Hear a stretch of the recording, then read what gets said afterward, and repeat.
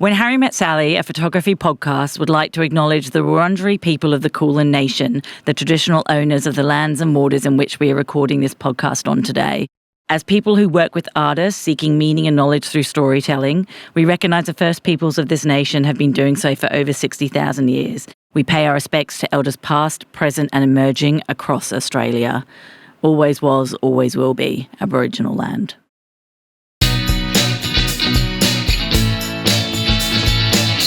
None of this is possible without the fantastic help we've had from Collart. Thank you so much for the support on providing your pod suites. Nikon Australia, incredible ambassadors for the photography industry. And Ted's Camera Store, also great ambassadors, have been around forever and are doing wonderful work. And A&L Artistic Framers, who have been framing photography and art for as many years as I can think. Thank you all so very much.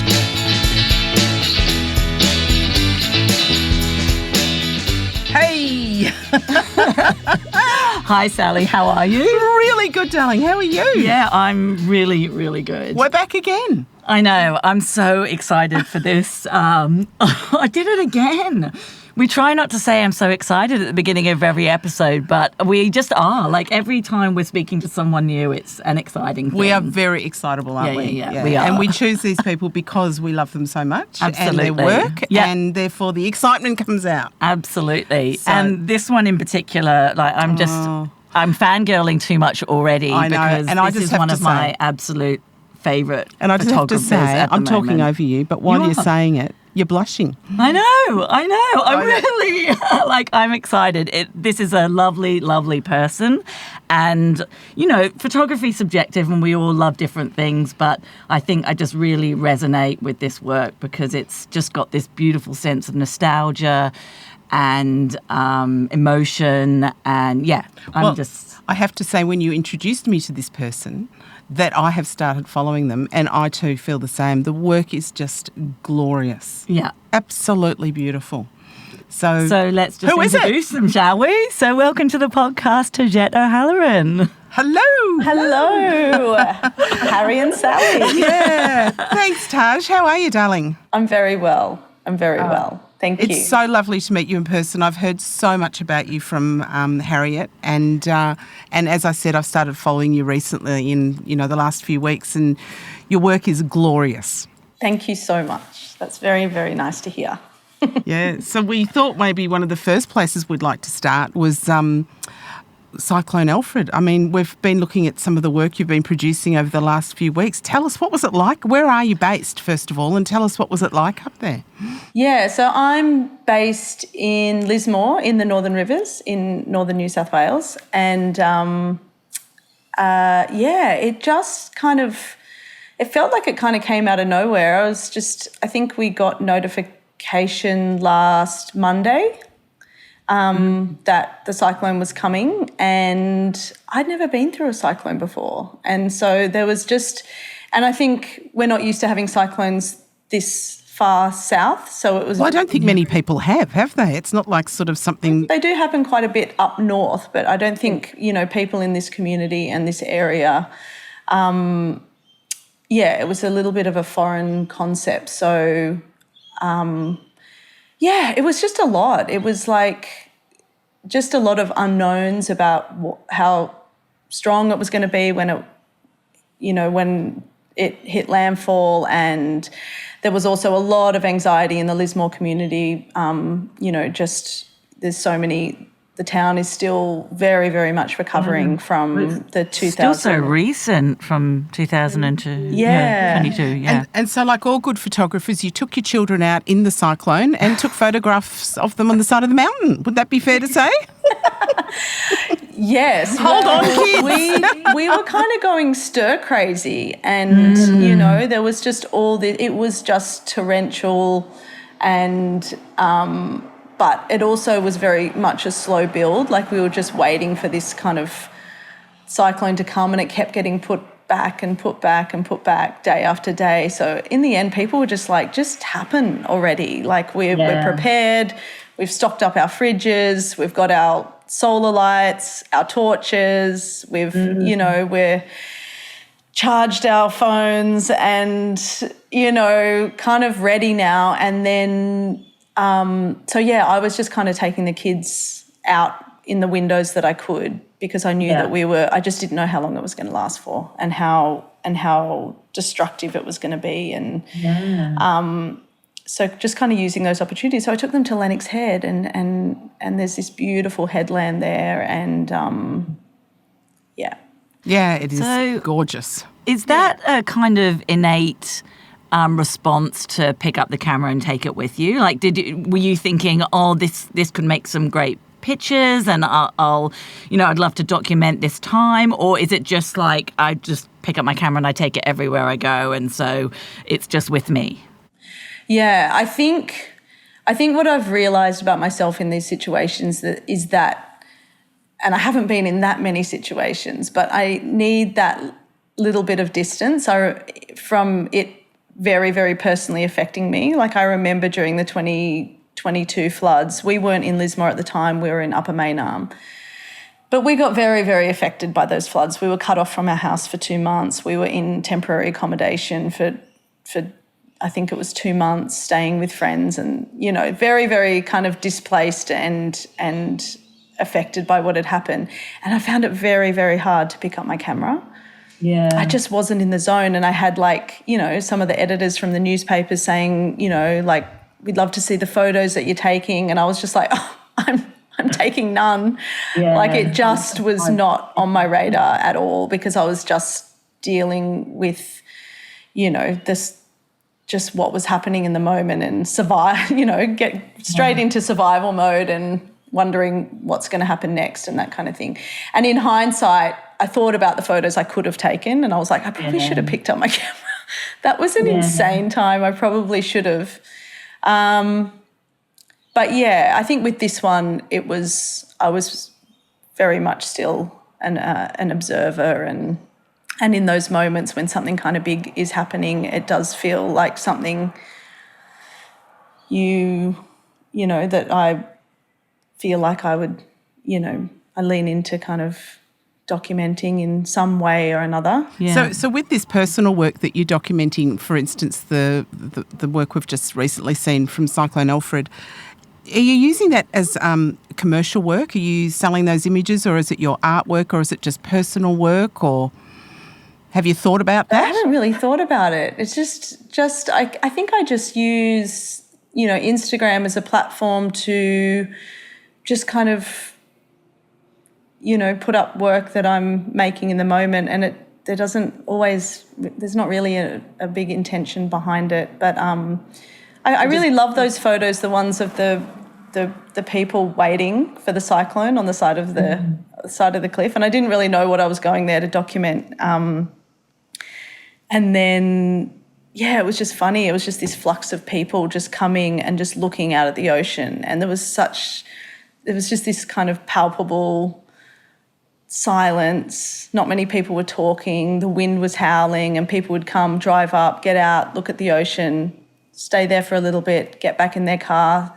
More people would come, get out, look at the ocean, come back. You know, it was just this, and we were there for quite a while, so I just kind of saw this, like, flux of people kind of coming and going. And it sounds like you sort of captured what happened in the end with the cyclone, because, you know, you said that there was all this build-up, and then it didn't quite deliver, for want of a better word. Thank goodness. And almost like, yeah, thank goodness. And that's kind of almost what you were photographing on the cliff that day, it sounds. yeah, things didn't really eventuate, and everyone was waiting and waiting and waiting. It was this kind of build-up, and it it kind of fell flat in the moment. I've spoken to so many people about it, and it's not that we wanted it to be big and destructive and devastating, but I think it's just the way that we're, like, built. Like, if our body's preparing for something, it feels very strange when it doesn't actually happen. Well, and it did happen for, like, people. There were big things that happened for a lot of people, but I think for the wider community, it was very much a no-show. I guess what I was referring to was when you talked about the floods in 2022, you said you had magazines and editors ringing you. Did that happen this time as well? No. Okay. But I think that there could be a commercial interest in the imagery that you have done, especially of the weighting. Yeah, perhaps. Yeah. Yeah. Do you think about that when you're shooting your personal work? Do you think about what's the end result, or do you often just go out and just shoot because?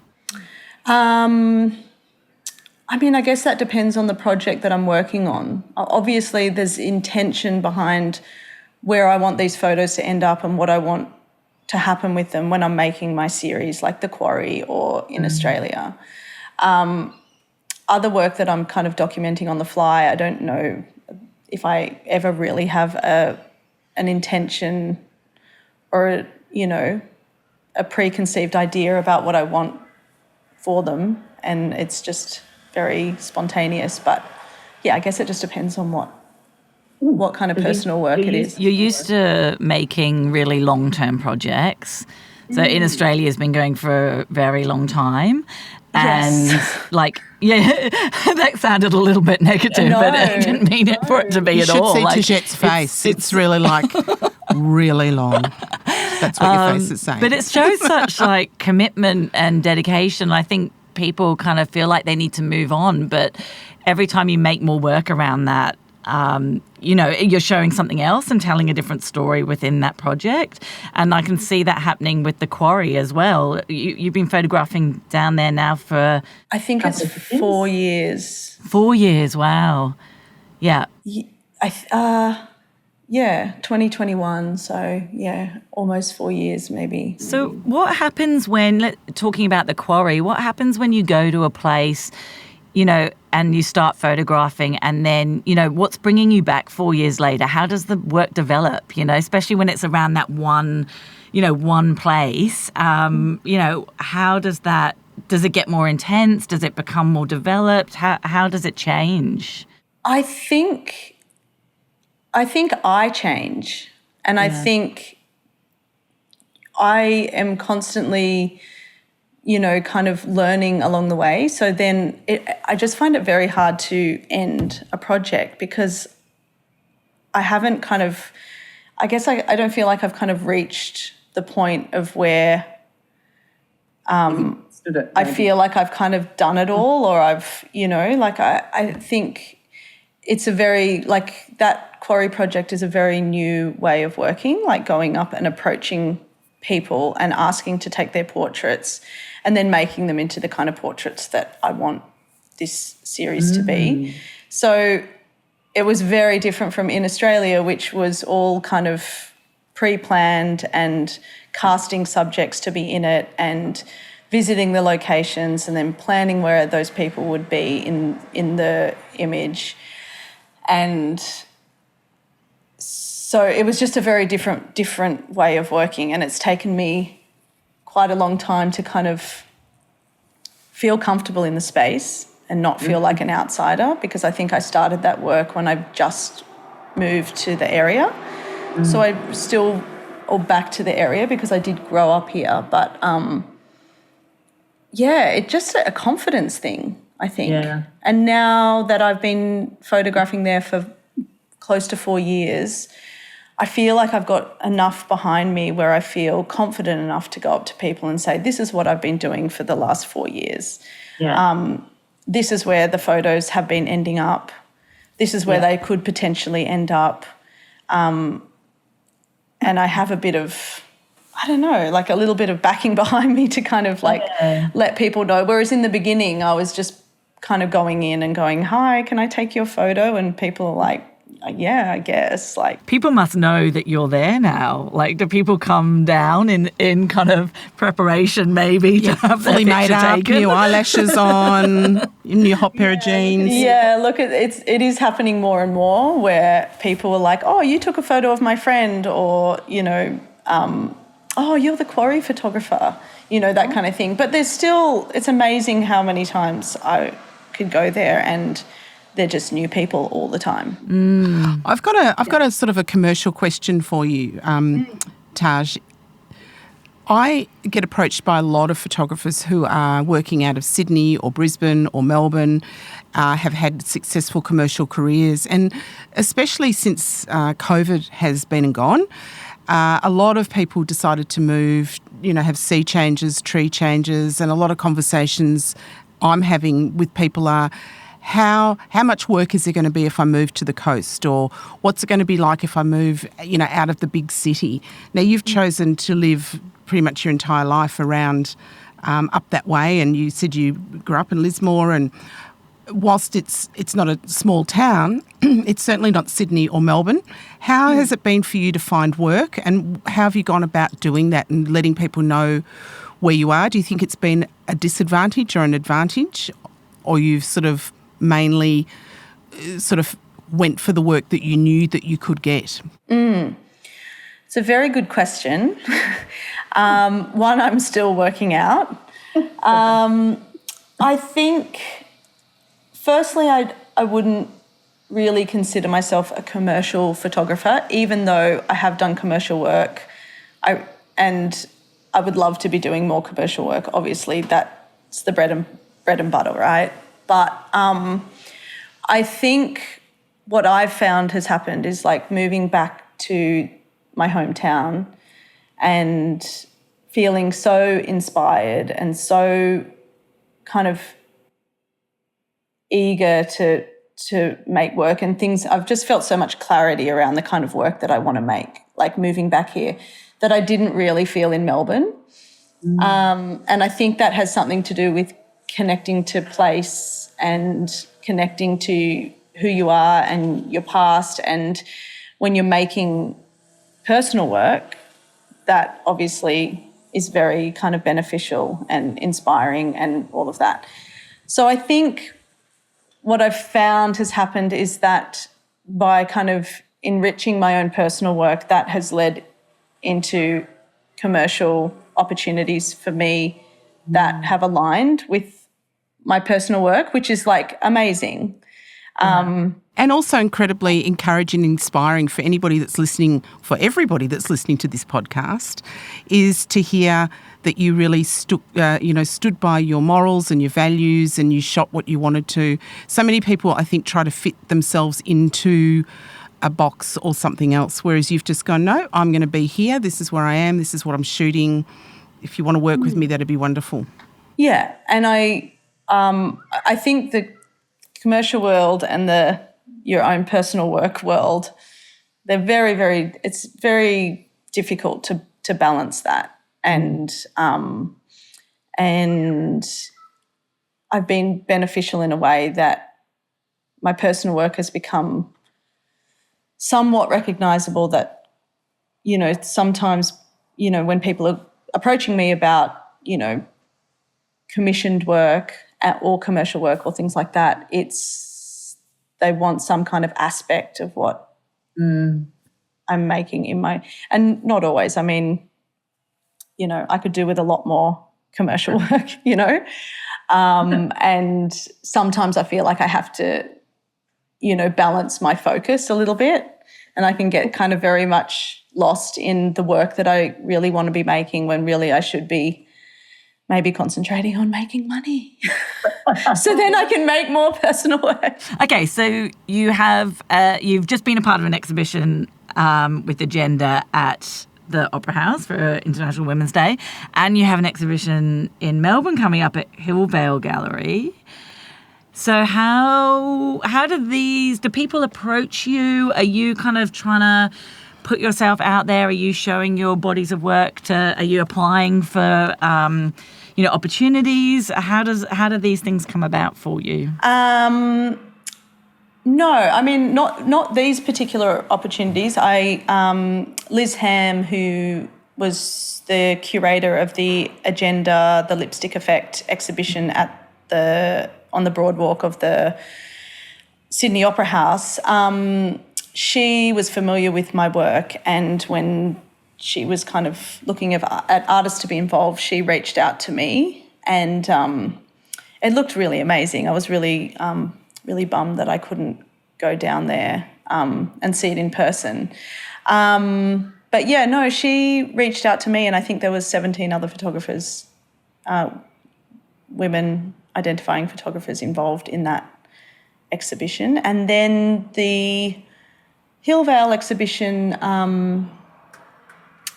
Sarah Pennell reached out to me and asked if I would be interested in showing work. And it will really be, apart from like when I first started out, I think I had a little solo exhibition, but I probably wouldn't count that. But this will really be my first solo exhibition, which is really exciting. Can you tell us the dates, Taj, for the Hill Vale and where it is actually? Yes, it will be opening, I believe, on the 31st of July. Okay. Does July have 31 days? Yes. 30 days has September, April, June and November. All the rest have 31. Yes. I know it's the last day of July. February doesn't, though. We know that. So 31st of July. And where is the Hill Vale Gallery? Just so It's that our in listeners... Brunswick. Yeah, great. And is our invitation in the post to Harry and Sally? Oh, yeah. Oh, there will be lots of invitations going out. And, yes. Excellent. We'll watch Harry fan you there. That'll be great. Yeah, that will be a great one, I think. They've been really... Hopefully you can come down for that one. What work is in there? Is it retrospective or is it one particular project? It's my Quarry project. Amazing. Yeah. So I've kind of had... I've been involved in Not Fair Art Fair with that work, the Quarry work, but I think it was just 4 pieces or 5 pieces.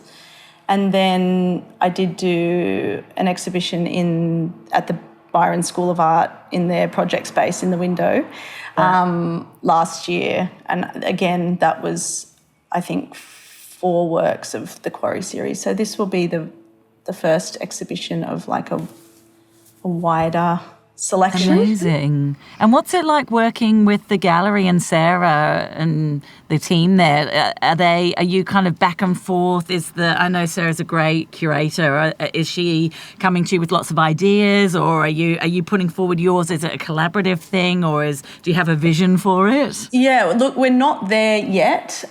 There's been, I won't bore you with the details, but there's been a little bit of a stall in the planning of the exhibition because I've been without my computer for 7 weeks. I've only just got my computer back. Oh my goodness. No, what happened? Glass of water on it? Oh, my brand new MacBook Pro decided to stop working, and then I've been warring with Apple because they refuse to replace. Anyway. And our podcast is brought to you by Apple. No. Thanks for that, Taj. No. Only joking. How annoying. So, yes. It's, Get it fixed, Apple. But, yeah, I think Sarah and the team at Hill Vale will be really kind of hands-on in, curating the work, and I think we'll be working really closely together to come up with an exhibition plan for that, which I'm really excited about, and that should be starting really soon. Amazing. They're so great down there. I feel like really proud of them or something, because Brunswick's my neighbourhood, and I've been going to them since they were a little lab running out of a garage with a roll up, and they've just now got this amazing space, and they've got thirds upstairs, and they're working with thirds upstairs, and they've got the gallery now, and I just feel like I'm really happy for those guys. They're doing really good things. Absolutely, and I actually have never been to the space, so I'm it's a little tricky to kind of get my head around it, but I'm really excited. Their openings are always good. They just spill out onto the street, and everyone's always having a great time. I'm excited, and I'm even more excited it's in July, so I can wear cool clothes and not have to swelter in 37-degree heat. So it's all about fashion for me here in Melbourne, Taj. Not really. I'm going to bring it back again. We've talked a lot about your art, and I keep bringing it back to commercial world and business. I'm forcing you into this. No, I'm not really. I'm just interested because, Harriet comes from a commercial world but also is very involved in art. I'm very involved in the commercial world and a little bit in art. But I want to ask you, do you think you're business-minded at all as a photographer? We know you're not tech-minded with your phone. We've worked that one out. But do you think you're business-minded? And yes or no, it doesn't matter, but it's really interesting, I think, for people to be listening to understand, like I think some young photographers are going, oh my God, I've got to be an accountant to run a business, or I'm just going to put my head in the sand. What is it that you feel that you need to know in order to run a business? Everything. No, I'm not business-minded at all, which is really my downfall. Right, okay. And I think, as photographers, we're not necessarily business-minded. Oh, that's my God. absolutely... Do you know, I started Next off this question. year going, okay, I am going to... Get my shit together. Get my shit together.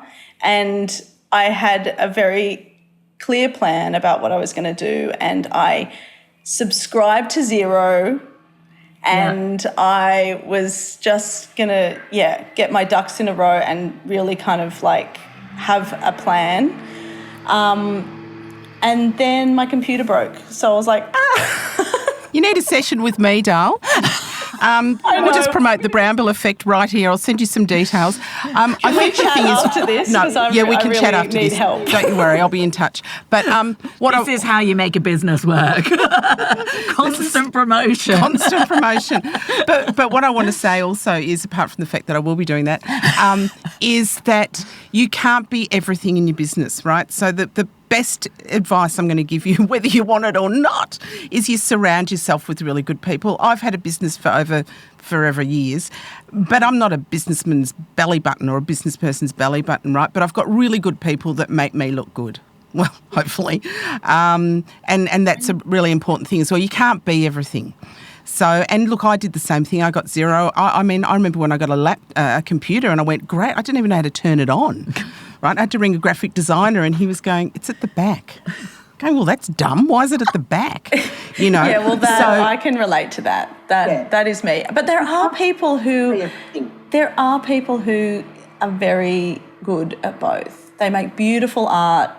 Yeah. But you've got to own that. You own that you're not, and then you find somebody to help you, darling. So don't worry about it. I think it's important, and it's really ballsy to sort of admit it as well, because you're still doing incredible.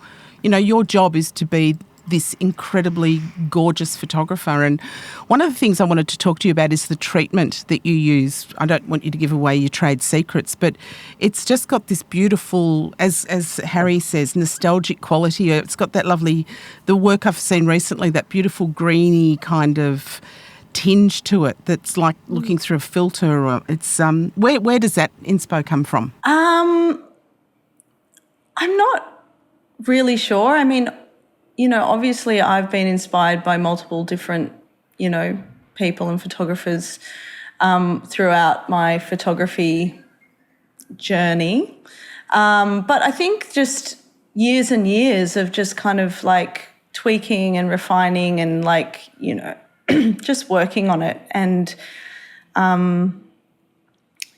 just kind of experimenting with colour grading and finding the kind of tones and feel and texture and things that suit the kind of work that I'm making at the time. Like I feel like the Quarry work is probably very different to the other work that I normally make. Like it's not as dark and it's all shot in the daytime and but yeah. You can still tell that it's your work though. Like there's a continuity that goes across all your work. I think even the commercial work, like we were just looking at some of your stuff on your website, that campaign you did for Paige Anderson, the blue campaign. Oh my God, I was just like, oh my God, this is so beautiful. But everything has a similar feel. Like, they're different looks, and you can tell that things are kind of made for different reasons or purposes. But there's a continuity amongst all your work, I think. That this nostalgic kind of feel to everything you shoot is. Yeah, it's just so lovely. It has a real film quality to it as well. Like back in the day, like Kodak was always a lot greener than Fuji. Fuji was always warmer and Kodak was always cooler. And so you have that very filmatic. Is that a word? Filmatic? Cinematic? Filmatic? Filmatic. Yeah, Can we go with that? Let's go with it. Quality to your work, obviously. Oh, thank you. Fangirling you now as well. This is ridiculous. We have to get tough with her. I've got to stop telling her how great she is. I already told you look like you're 12, so I over stop Zoom, this. I love it. Look, it's always interesting to hear when people are saying this about my work because I think I'm too close to it to really know how other people are perceiving it or how consistent the style of my work is, and I don't necessarily, I guess, see it as much as other people, but it's interesting to... It is. It is. It's interesting to hear how people look and think. And I wanted to ask you about oculi. Can you just explain to those that are listening what oculi is and how you became involved, please? Yeah, look, we often joke about we don't even know what oculi is, like what is actually oculi. Okay, should we edit that bit out? Pardon? Should we edit that bit out? No, it's just like an ongoing, like people are like, so what is oculi? And then when we all joined, there was 9 of us that joined in the middle of the pandemic. And we were just kind of like meeting up with this like group of people over Zoom, and I just couldn't put my finger on what is oculi. Like, is this an agency? Like, am I going to be getting work? Like, you know, is this like a friendship group? Is this like a, you know, and we were all kind of a bit like, you know, rabbit in the headlights. What if we just joined a cult? But basically, you know, we are, you know, a photography collective, a photography group. And it's just one of those kind of little communities that we can soundboard off each other, we can collaborate with each other, we can, you know, support each other. Do you get work through it? Do you get work through it? Yes, I have. Yeah, because I think I don't really kind of label myself, and I definitely didn't come into photography as a photojournalist, and you know, fundamentally that's what Oculi started out as, a group of photojournalists, you know, 20 or so years ago. And so I think just by association I have gotten work through those avenues, like with Australian Geographic and The Guardian and ABC and that kind of thing. And I would absolutely say that had everything to do with being in the Oculi Collective. Yeah, look, it's just, you know, we are, I don't know how many are in the group at the moment. There might be like 14 of us or 15 of us. People have come, people have gone. It's wonderful, it's dysfunctional, it's everything that I think... Everything that a collective should be. Yeah, exactly. Yeah, absolutely. I grew up on a commune. And did you? Yeah, in just outside of Lismore, on a commune called McKellar Range. And when I joined Oculi, I was like, oh, this reminds me. Been here before. That's fantastic. Yeah. But that's a whole other how podcast. great to be. That's why I'm not business-minded, Sally. Yes, fantastic. But there must be people in Oculi that you can kind of lean on and have support there, you know, and vice versa. Yeah, that's what's so great about being like in a collective and a community of photographers, is that because there's people who kind of bring to the table so many, you know, diverse and amazing skills, and we all kind of lean on each other for different things, and it's such a great support place. Yeah. And it's hugely Harry. No. I was going to say it's hugely important, especially for you living up there sort of on your own, not working out of a studio. And we've talked about this a lot over the 2 seasons with people about working on your own or trying to be part of a community, or it's very different how photographers are working these days. So to be a part of something where you can bounce ideas off with people, as you said, is a great support for you.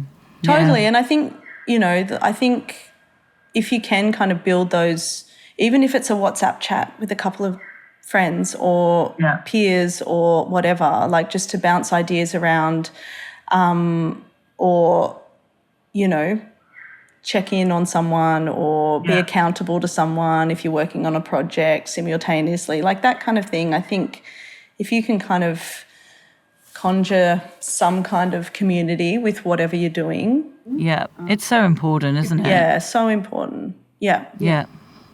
Yeah, I think Oculi were great in 2020 when they brought in that big wave of photographers. I think they really diversified from that, like you say, that journalistic kind of crew that they had to much more kind of documentary based, which like really brought in so many people working in different areas of documentary and therefore like exploded that group really, you know, with all sorts of different ideas and concepts and life. Yeah.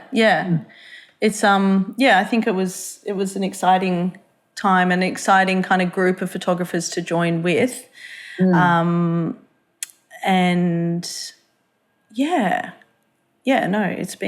been really great. Well, it's sadly for both of us, it's coming towards the end of the time that we've got together. I know, I sound like I'm on a children's TV show. I know. I don't know where that's coming from. And as we come to the end of our session. I know, it's because you're so calm and so relaxed. I just feel like I could just listen to you all day. So we've got a question for you. And Harry's going to ask it. Oh, am I? So what does the future of photography look like to you, Taj?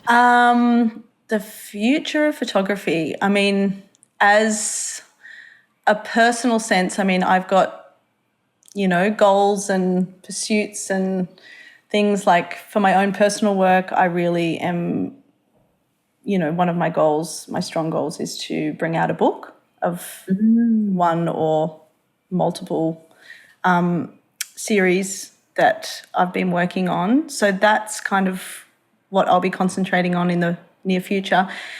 Photography as a whole is it's a different story. I don't think anyone really knows where we are headed in that realm. I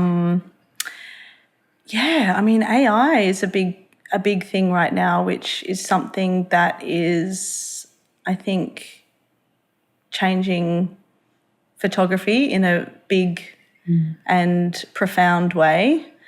I think I'm still... In a good way or in a scary way or in a bad way? I feel pretty scared by it. Yeah. And I think a lot of people do, and I'm definitely not at the place where I am embracing it or excited by it or anything. And, maybe I'll be like, you know, one of those people, you know, like when Dylan went electric and no one could... When what? When Bob Dylan went electric. Oh, yeah. Sorry, I'm thinking what you're talking about.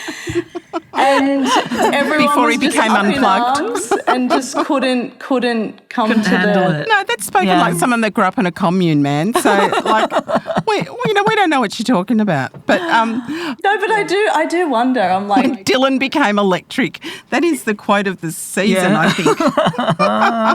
in 20 years, I wonder if I will look back and go, you know, or anyone who kind of has this resistance to AI will look back and go, oh my God, what were we thinking? Yeah, I mean, I think there's going to be an element of that. I think we all have to embrace a little bit, the future. But I think, like, for the work, for example, that you're making of, you know, going out onto the cliff and taking photos of the people that are watching the cyclone come in. I mean, you'll never be able to get that from generated images, you know.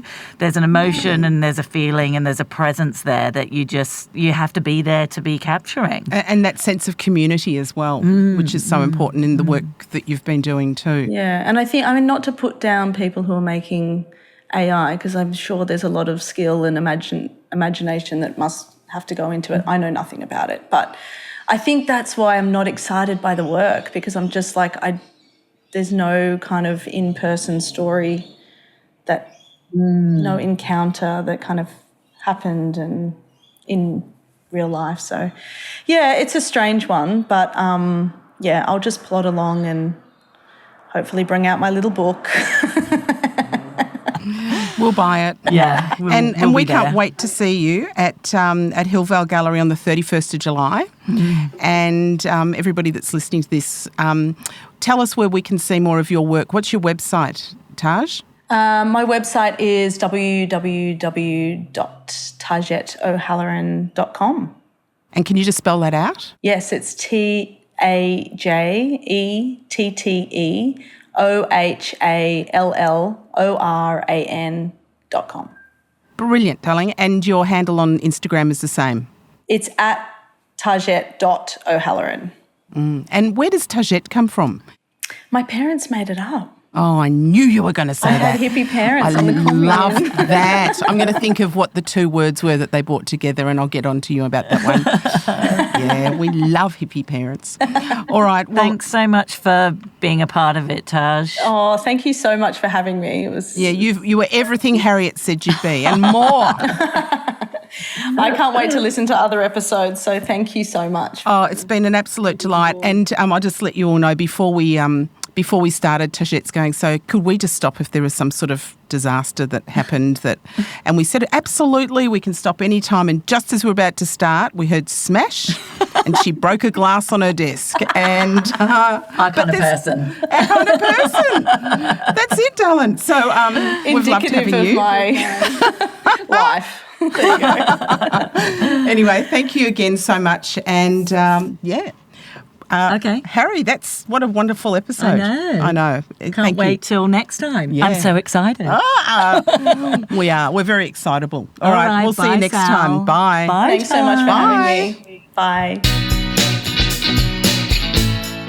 Wow, wasn't it another fantastic episode? So much fun. And Harry, none of this is possible without the fantastic help we've had from, take it away. Shaquille Raymond, what a rock star audio engineer. I like that. Martin Stevens, my husband, for his guitar prowess on the intros and outros. And Shani Power, who is doing all of the behind-the-scenes photos and design of everything to do with the Instagram posts. Thank you all so very much to help us get our podcast out. We'll see you on the next one. We will. It's been wonderful, Harry. Thanks, darling. Bye-bye. Bye.